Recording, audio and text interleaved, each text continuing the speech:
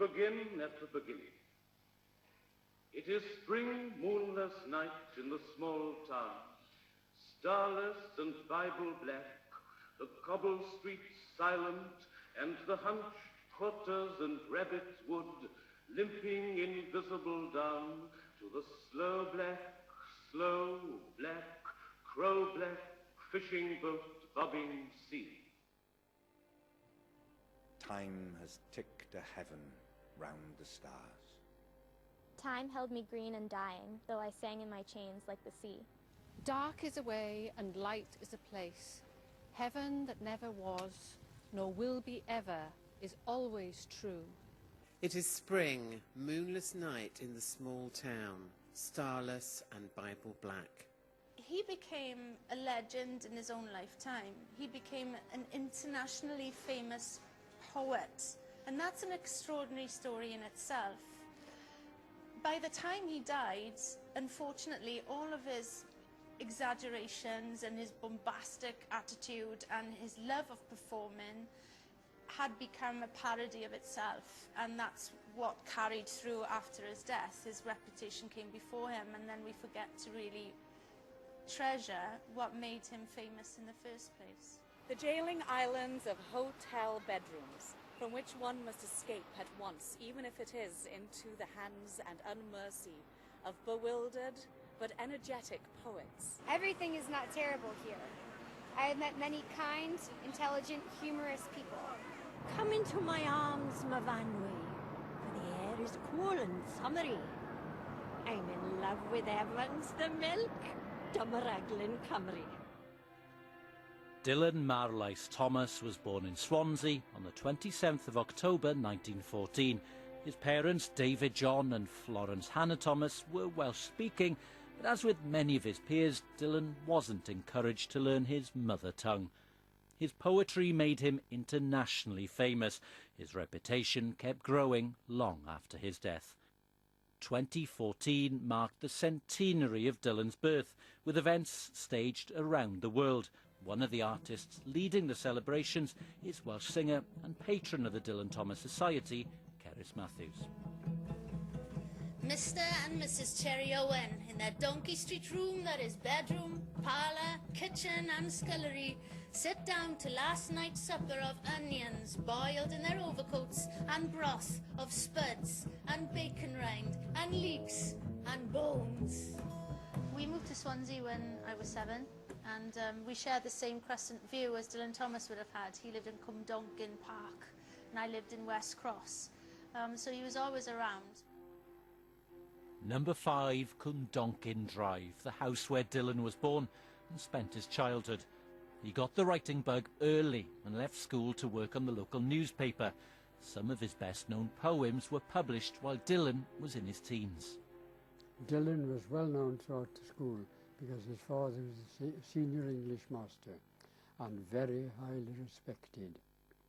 And Dylan, and because he was DJ's kid, everybody knew him. And he was a bit of a character at that time too. And everybody knew that he was a slacker, and everybody knew that but for his father he'd have been turned out. Should lanterns shine, the holy face caught in an octagon of unaccustomed light would wither up, and any boy of love looked twice before he fell from grace. The features in their private dark are formed of flesh, but let the false day come, and from her lips the faded pigments. Dylan and I then met in the prefect's room, where you shouldn't really be, about 4 or 5 periods a week to discuss the school magazine. Because most of the time I was on the committee, a very small committee, and for some of the time Dylan was the editor. And we should have been spending our time working or preparing things for the magazine. But most of the time we were just fooling around and having fun. He left before the end of the 6th term in the 6th form. He went to work as a journalist in the Swansea Evening Post. I heard, before I left Swansea, that he was very soon sacked from the Evening Post as a reporter because he'd been told to go and report some funeral and he got tired and gave a shilling to some little girl for giving notes for him. And the little girl had mistaken the facts, and she reported the funeral of one of the Swansea councillors who was still alive. So Dylan was sacked for that. In 1936, Dylan met his wife, Caitlin McNamara, while living in London. Love blossomed, and so did the couple's reputation for heavy drinking. They moved to a rented cottage in Larne, South Wales, and their first child, Llewellyn Edward, was born. It's no coincidence at all, in my opinion, that these seaside towns like Larne and Newquay and Swansea were the places that he was most productive. He always felt at home here, and there was something very important about what he saw, what he heard, using all his senses to sort of experience the place all around him. Dylan was back in London by the early 1940s, in a studio flat in Chelsea. He became a father again to a baby girl named Aronwy, but he continued to drink and started one of several extramarital affairs. In 1945, he began broadcasting on the BBC. With a radio in every front room, his poems found a new home. But Dylan felt his was back in Wales. By 1948, he'd taken his family back to Larne and moved into the boathouse. He acquired a garage nearby on the cliff overlooking the sea, which became his writing shed.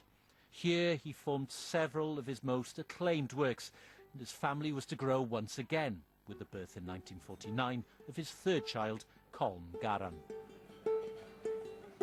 Now as I was young and easy under the apple boughs, about the lilting house and happy as the grass was green, the night above the dingle starry, time let me hail and climb, golden in the heydays of his eyes.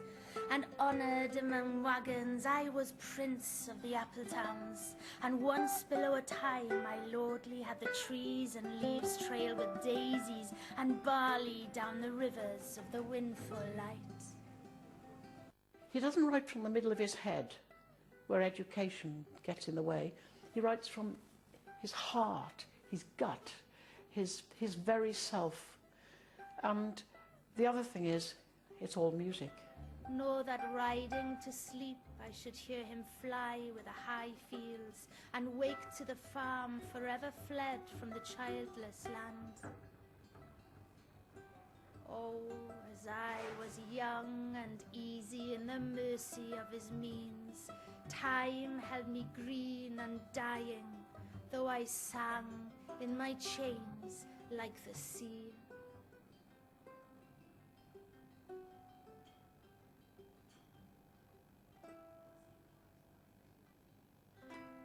It was America that offered Dylan an international stage. In 1950, he embarked on the first of 4 tours, on the invitation of poet and critic John Malcolm Brinnin. He spent much of his time in New York, a place he called the City of Towers. In letters home to Wales, he wrote of how he struggled with the scale of the city. I have no idea what on earth I am doing here in the very loud, mad middle of the last empire on earth. Here, each night, I have to take things to sleep. Everybody uses the telephone all the time. It's like breathing. Fire brigades, ambulances, all with their banshee sirens, wailing and screaming, seem never to stop. Welsh expat Ianto Roberts runs the official Dylan Thomas tour of New York. It's important to show people the link between Wales and Manhattan that is in the life of Dylan Thomas. He came alive here. He found solace in bohemian Greenwich Village, the White Horse Tavern, his favourite drinking hole. The delight of the White Horse Tavern, I think for Dylan, as you walk up to it, is you realise that the river is only a couple of blocks away. And when Dylan was here in the 50s, it was teeming with ships. A hooting of ships out in the whirling bay was his line about Swansea. And it would be just like that here, and you'd hear seagulls He liked just to talk with the workers and the truck driver and drink. He liked to drink. He was here to drink. He wasn't here to socialize in the day. At night, he would do either. He was a talker. And that's where he got his material from the people. He liked being around his peers, and his peers were miners and seamen and fishermen. And what he had here were truck drivers and longshoremen. People forget he's a very, very early icon, pop icon in a way. He predates James Dean and the pictures, you know, the black and white photographs of the cigarettes. Dylan was doing that way before James Dean. And here was a guy that even Catelyn remarked upon, his wife Catelyn, when she went to see him perform in New York. She couldn't believe how this small, squat, fat, bulbous-nosed, blubbery-lipped man could hold such a room in absolute awe of him and have young girls swoon at his feet. That was the power of not only his writing, but the way he presented his writing. Dylan cultivated a reputation for intoxication and infidelity, which outlived him, but his work found a lasting audience here. Time let me play and be golden in the mercy of his means, and green and golden I was huntsman and herdsman, the calves sang to my horn.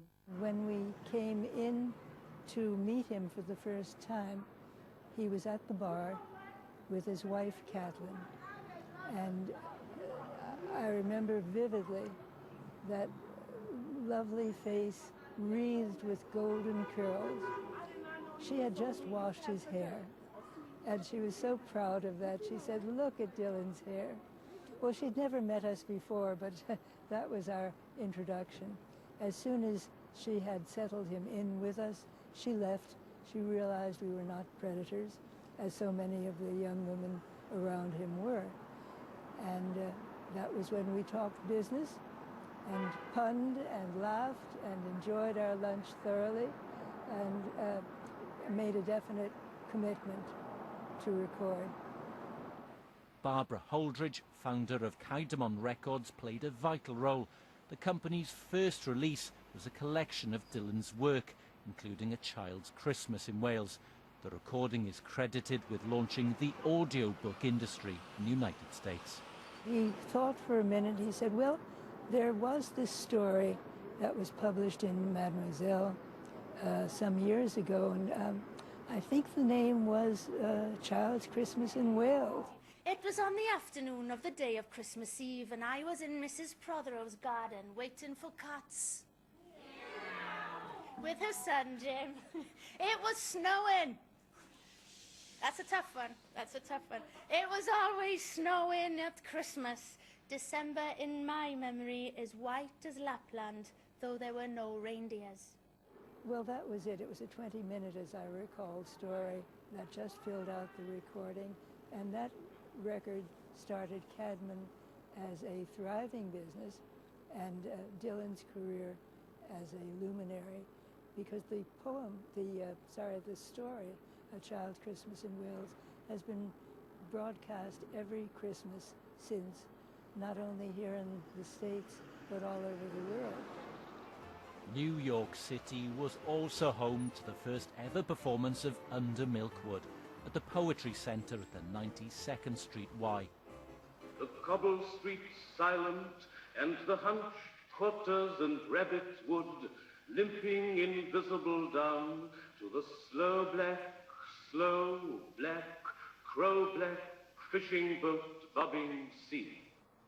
People didn't know it was going to be funny, so they're very reverent and hushed until the humor begins, and a few people laugh at first, and then it becomes uproarious.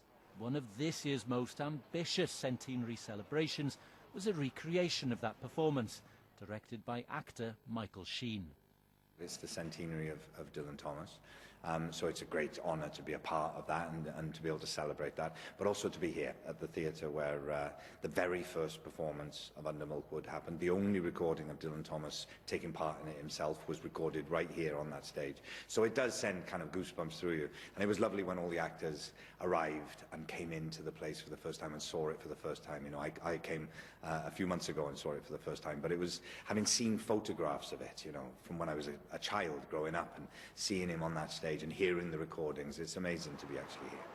In the muffled middle by the pump and the town clock, the shops in mourning, the welfare hall in widow's weeds. And all the people of the lulled and dumbfound town are sleeping now. Dylan Thomas's work now features regularly on the syllabus in American schools, far more than back in the UK. For the centenary, teachers and lecturers have been finding new ways to introduce the poet to students. When you think Dylan Thomas may have written this poem? He used a lot of onomatopoeia, which is like words that like describe like a sound. He like expresses like how and like where he lived and like pretty much describes like his life story in the poems. The idea of the bread, the grain, and Christ's body all being... Dylan Thomas is a strong presence for American literature because he was welcomed right to the centre of the literary culture when he came over here. And if you think that he made a big impression on the contemporary poets like Elizabeth Bishop, he made a huge impact, so he was a star. I almost think that he became an American poet in one way, but I think also that his recognition factor has outpaced the knowledge of his work because of the story of his last days in New York. On November the 3rd, 1953, Dylan returned to the Chelsea Hotel after boasting of drinking 18 whiskies at the White Horse Tavern. He became ill, fell into a coma, and on November the 9th, died at the St. Vincent Hospital. He was just 39 years old. Only later did it become clear the cause of his death was pneumonia. Now that I'm feeling like I'm getting to know him a lot more, having read so much and performed so much of his work, I just want to give him a big hug. And I'm an asthma sufferer. I've had bad lungs all my life. He died having drunk a little bit too much, yes, but he had pneumonia. Nobody recognized the pneumonia, and he was given more opiates, which depresses respiration. I just would love to turn the clock back and give him some antibiotics and a bit of a Ventolin puffer and get him well. I think it was such a shame, age 39. Every morning when I wake, dear Lord, a little prayer I make. Oh, please do keep thy loving eye on all poor creatures born to die. And every evening at sundown, I ask a blessing on the town, for whether we last the night or no, I'm sure is always touch and go. We are not wholly bad nor good, who live our lives under milkwood, and now I know we'll be the first to see our best side, not our worst. So let us see another day. Bless us all this night, I pray. And to the sun we all will bow and say goodbye.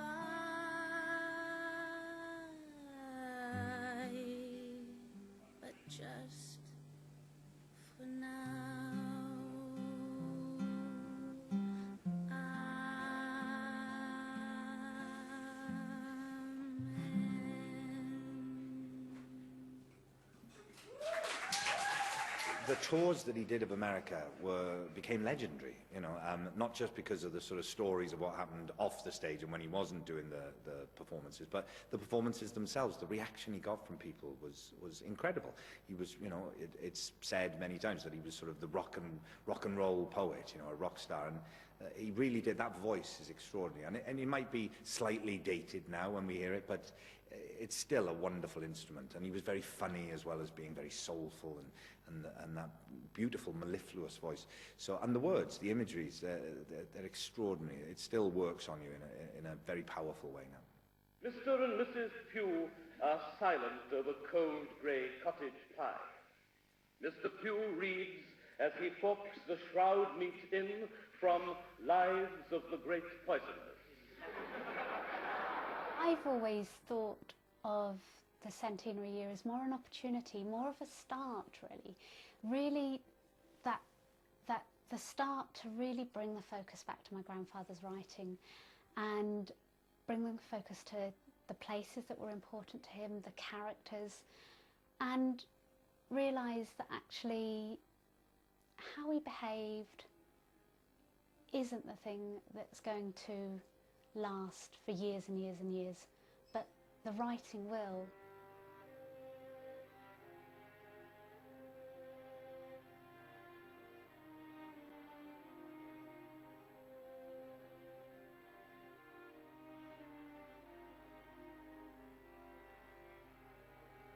Dylan Thomas is said to be the second most quoted poet in the English language after Shakespeare. His work has inspired generations of artists from the Beatles to a young Bob Dylan, who took his idol's name. After a century, his words still resonate, his voice still raging against the dying of the light.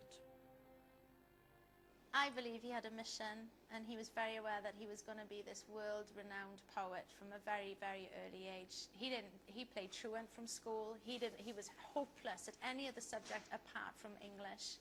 So he was driven, and he knew exactly what he was doing, and he would become this huge character because he writes about it. He didn't want to be the poet that just writes for his fellow poets in his room.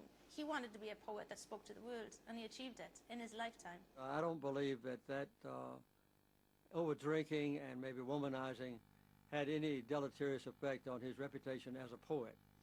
I still think, my own belief, and many people share this with me, is he was the best poet of the last century. I think that Dylan Thomas will always be the national poet of Wales. There's no other candidate for that post, and that's how it is. This is probably the most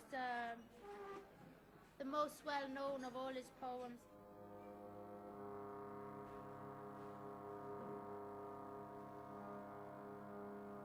Do not go gentle into that good night. Old age should burn and rave at close of day. Rage, rage against the dying of the light. The wise men at their end know dark is right. Because their words had forked no lightning, they do not go gentle into that good night. Good men, the last wave by, crying how bright their frail deeds might have danced in a green bay. Rage, rage against the dying of the light. Wild men who caught and sang the sun in flight, and learned too late they grieved it on its way. Do not go gentle into that good night. Brave men near death, who see with blinding sight, blind eyes could blaze like meteors and be gay. Rage, rage against the dying of the light.